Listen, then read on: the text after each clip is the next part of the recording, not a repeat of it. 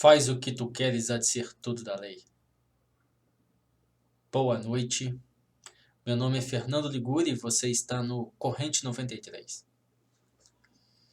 Esse é o último vídeo da série de vídeos que eu tenho feito sobre a magia sexual de Aleister Crowley, que é essa edição do jornal Corrente 93 do equinócio de primavera desse mês que está acontecendo agora, por esses dias, hoje, amanhã e depois. Aleister Crowley conheceu a magia sexual pela primeira vez dentro de uma organização mágico-espiritual chamada Ordo Templi Orientis.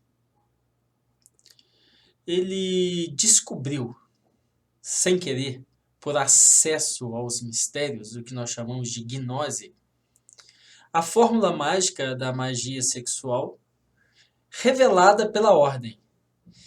E por conta disso, ele foi admitido ao 9º grau da ordem. Essa história começou da seguinte maneira. Em 1910, ele conheceu o Theodore Hills, que então era líder da OTO. Na ocasião, o Crowley estava envolvido em uma querela com Matters a respeito da divulgação dos rituais e dos mistérios da Golden Dawn que o Crowley estava fazendo na sua publicação, o The Equinox. Por conta dessa querela, os dois gozaram de certa notoriedade na imprensa. E isso chegou aos ouvidos do Theodore Hills, que então procurou o Crowley e o patenteou com o 7º grau da ordem. Na época, ele se tornou um inspetor-geral da ordem. Posteriormente, em 1912, Theodore Hills procurou Crowley novamente. Dessa vez, primeiro ele estava acusando Crowley de ter revelado o segredo da magia sexual que a ordem tanto guardava às 7 chaves. O Crowley respondeu na época que era impossível, porque ele não conhecia o segredo da ordem.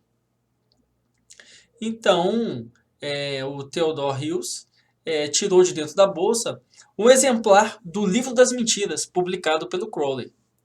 E nesse Livro das Mentiras, no capítulo 36, o Crowley revela o segredo da ordem.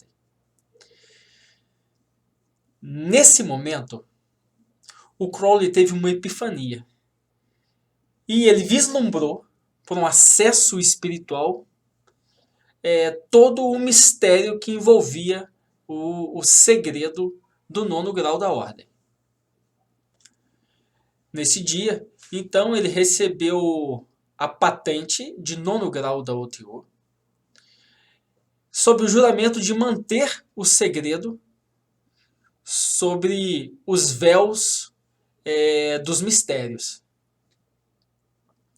E nesse mesmo dia, ele foi patenteado também com o 10º grau, para que ele pudesse ser, então, o responsável pela ordem na Inglaterra e em todas as ilhas da Bretanha. Algo de muito interessante nessa história é que, por incrível que pareça, o Livro das Mentiras foi publicado somente em 1913. E esse aconteceu em 1912. Os pesquisadores modernos eles têm insistido de que se tratou então de uma data equivocada na primeira edição do Livro das Mentiras. Só que isso, para alguns pesquisadores mais profundos, parece muito improvável, porque o Crowley ele era muito meticuloso com as questões astrológicas que envolviam a publicação dos livros dele.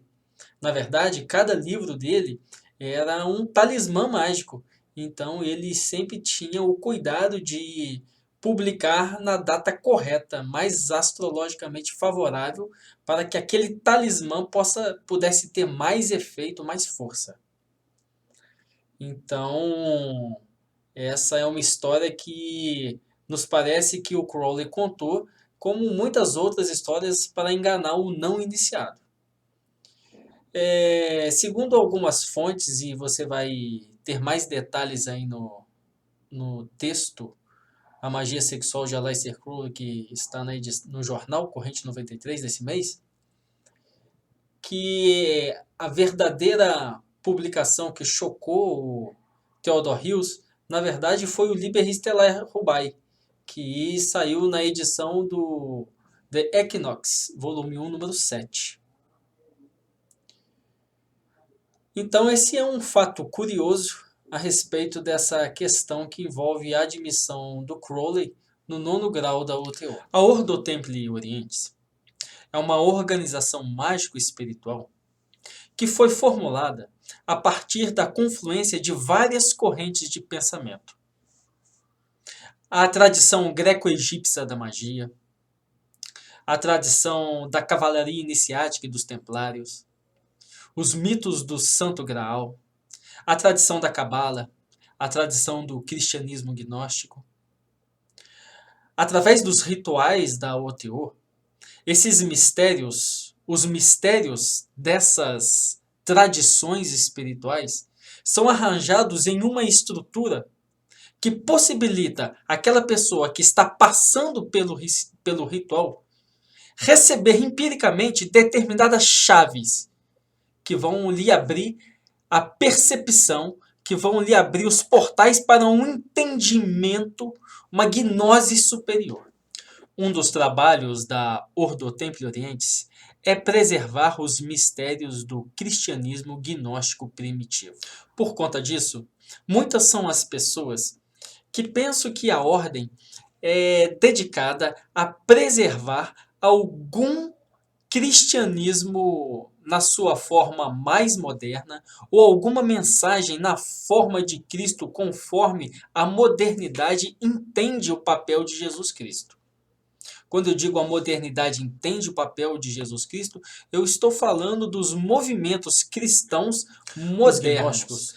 Tinham uma visão um pouco distinta dos sacerdotes semitas. Eles viviam em uma dualidade, acreditando que a criação não seria obra da entidade única e divina, o absoluto sob todas as formas, a essência prístina de luz. Muito pelo contrário. A criação, como nós a conhecemos, seria obra de um demiurgo maligno.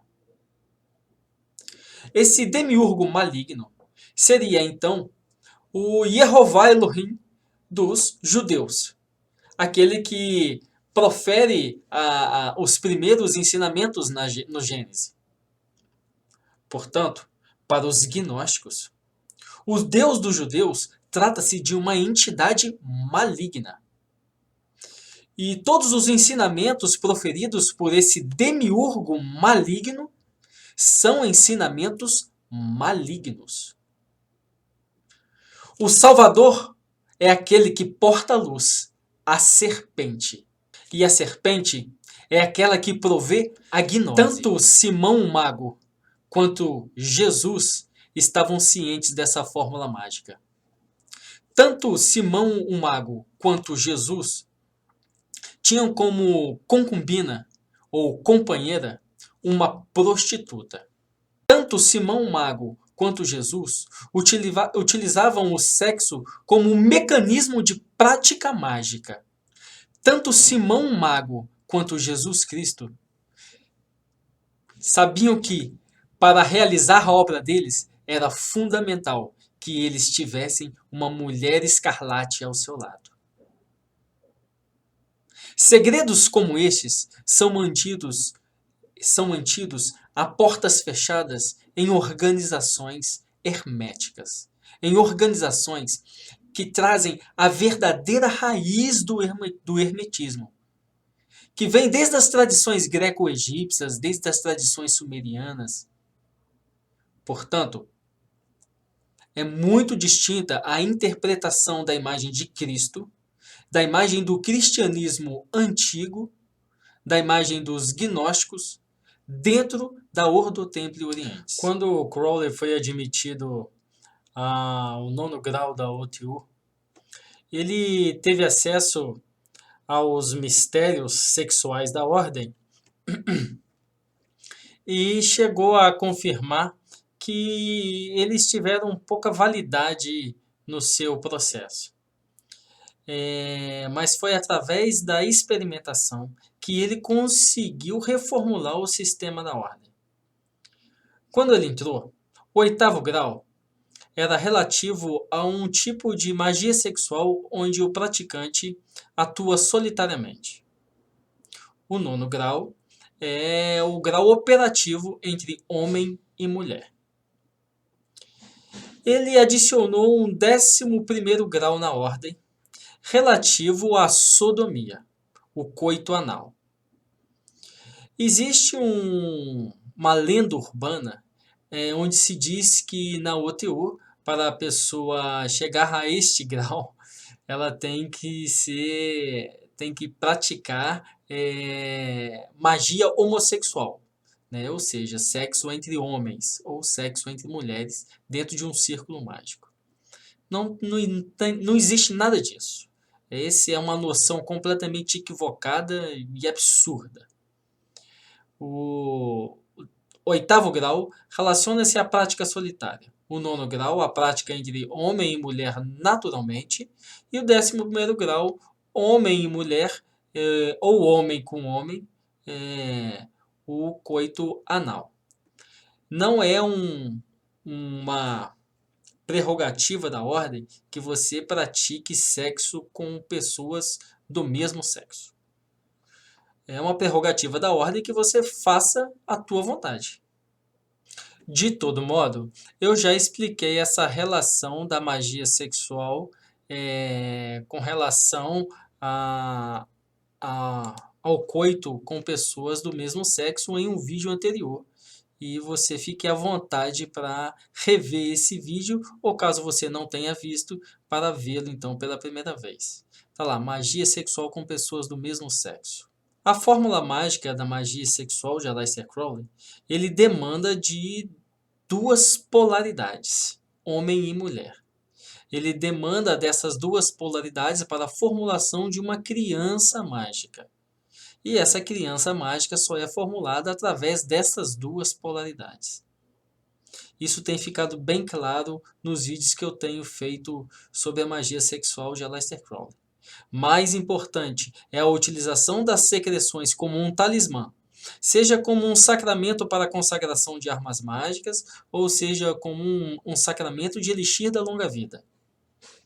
Carregado magneticamente através do poder da vontade do sacerdote, nutrido pela sacerdotisa.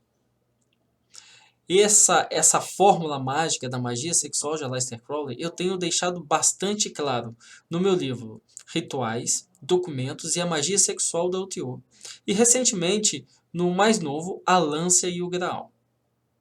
Você pode estar acompanhando algum desses textos também nas edições do Jornal Corrente 93, que eu produzo e distribuo de maneira gratuita para o aprofundamento daquelas pessoas que assim quiserem conhecer um pouquinho mais da Corrente 93, do sistema de magia de Aleister Crowley e dos métodos também que a Sociedade de Estudos Telêmicos propõe para o estudo e desenvolvimento de Telemann, em associação com a Astron Argento. Gratidão. Amor é a lei, amor sob vontade.